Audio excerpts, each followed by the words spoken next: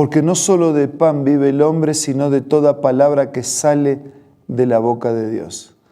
Esta es una declaración de Jesús y esto es lo que nos convoca todos los días, seguros que podemos ser reavivados en la palabra del Señor. Hoy nos detenemos en el capítulo 3 de la primera carta del apóstol San Pablo a un joven pastor llamado Timoteo. Pero antes hablamos con Dios a través de la oración. Señor, por favor bendícenos con tu Espíritu al estudiar tu palabra. Asístenos con tu gracia y misericordia. Te lo pido y te lo agradezco en el nombre de Jesús. Amén.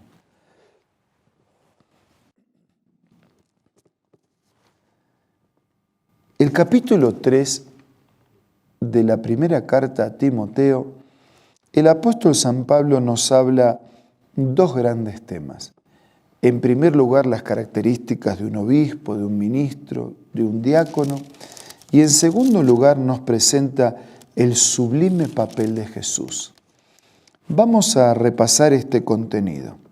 Se dice, y es verdad, que si alguno desea ser obispo, ministro, pastor, noble función aspira.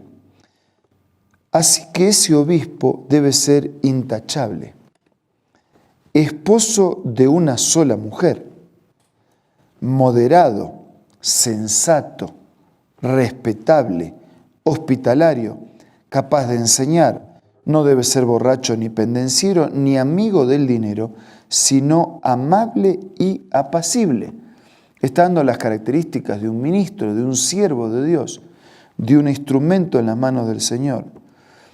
Debe gobernar bien su casa y hacer que sus hijos le obedezcan con el debido respeto, porque el que no sabe gobernar su propia familia, ¿cómo podrá cuidar de la iglesia de Dios?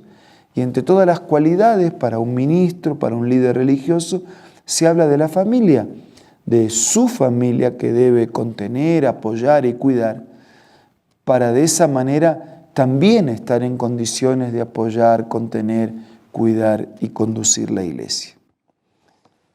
Versículo 6. No debe ser un recién convertido, no sea que se vuelva presuntuoso y caiga en la misma condenación en que cayó el diablo.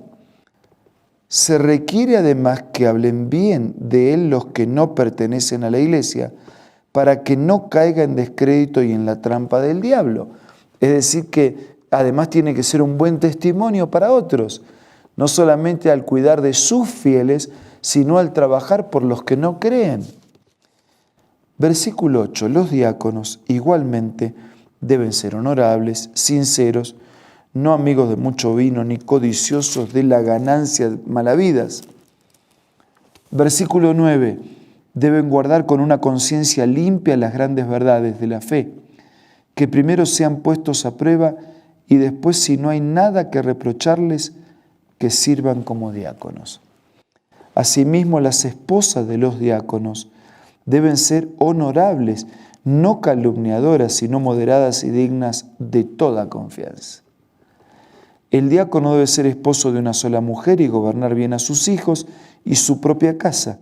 Los que ejercen bien el diaconado se ganan un lugar de honor y adquieren mayor confianza para hablar de su fe en Cristo Jesús. El papel de diácono es un papel de servicio en la administración y en el cuidado de la iglesia. Por eso las cualidades del obispo, del pastor, del ministro, del diácono, del anciano, del líder espiritual de una iglesia, son cualidades espirituales, pero también son cualidades que abarcan la totalidad del ser, ¿no? Por eso habla de la familia, habla de la esposa, habla de los hijos, por eso habla de su conducta, de su transparencia, de su testimonio, de su honestidad, de su integridad. Es que todos somos llamados por Dios a ser una inspiración para los demás, y mucho más quienes tienen un papel de liderazgo espiritual de una comunidad. Versículo 14, el apóstol Pablo dice: yo espero verlos pronto. Por eso les escribo estas instrucciones, para que si me retraso, sepas cómo hay que portarse en la casa de Dios, que es la iglesia del Dios viviente, columna y fundamento de la verdad. Dice San Pablo, yo voy a ir, pero les escribo para recordarles que el líder religioso y que el integrante de la iglesia tiene que cuidar de la iglesia, porque la iglesia es columna, es baluarte y es defensa de la verdad. Y por eso, amigos, yo siempre digo que la iglesia no está para crear leyes. Las leyes están creadas por Dios. La iglesia no está para crear mandamientos. Los mandamientos están establecidos por Dios. La iglesia está para transmitir, la iglesia está para publicar, la iglesia está para difundir, la iglesia está para administrar, la iglesia está para contener, pero tomando como base el contenido de la Escritura, porque si no, no hay cómo contener a los demás fuera del mensaje de la Biblia. El papel de la iglesia es un agente en las manos de Dios para salvar. Es un agente en las manos de Dios para cuidar, para restaurar, para preparar un pueblo para la eternidad, para atender al necesitado, para suplir las necesidades, las de hoy y las que tienen que ver con una vida para siempre. Por eso Pablo dice, si yo me demoro, aquí está el cuadro para que puedas defender la iglesia y hacer de la iglesia lo que la iglesia tiene que ser, columna, fundamento y baluarte de la verdad, de la palabra del Señor.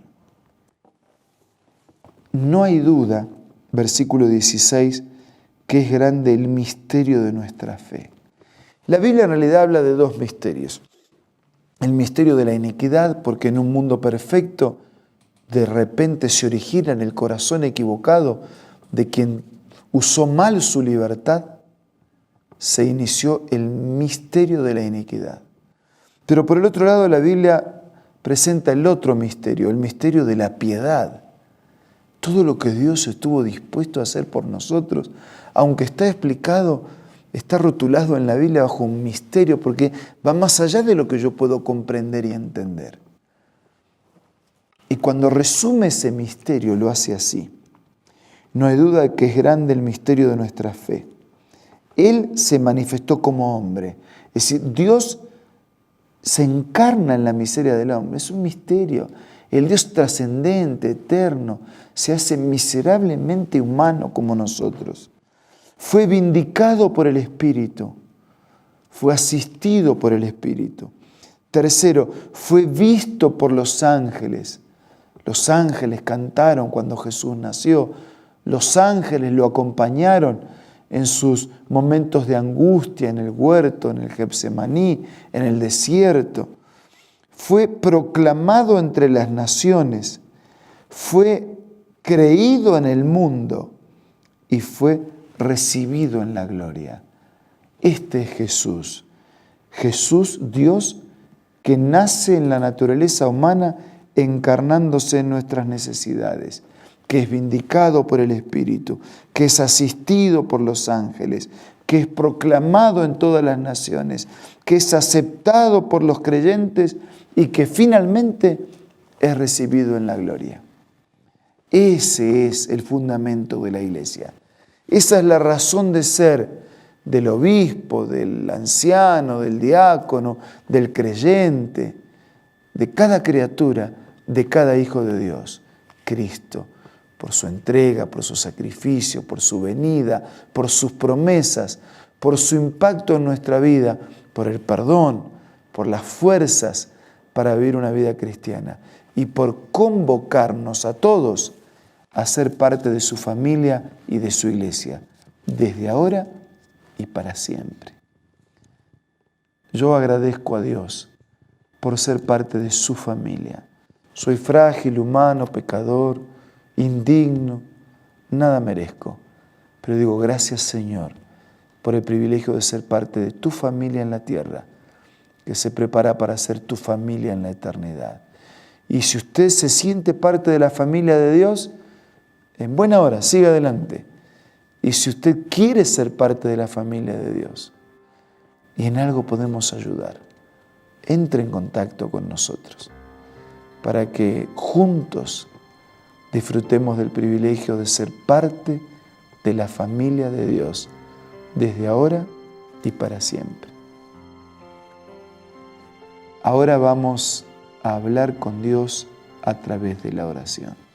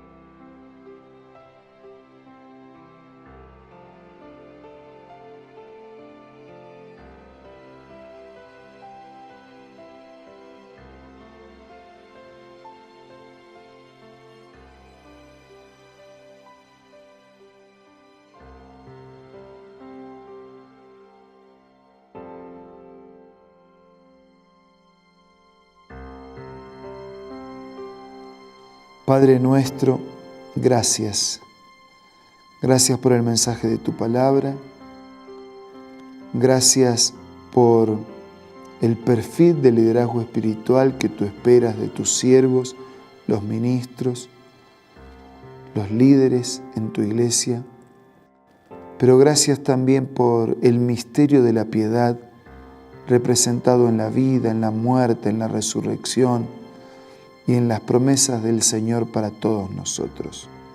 Gracias porque nos convocas a ser parte de tu familia, aquí en la tierra que se prepara para ser tu familia por la eternidad. Bendícenos, por favor. Asístenos con tu gracia y tu poder. Nada merecemos, pero agradecidos te pido todo en el nombre de Jesús. Amén. Muchas gracias por su compañía. Nos reencontramos mañana, si Dios quiere, para seguir siendo reavivados por la palabra del Señor.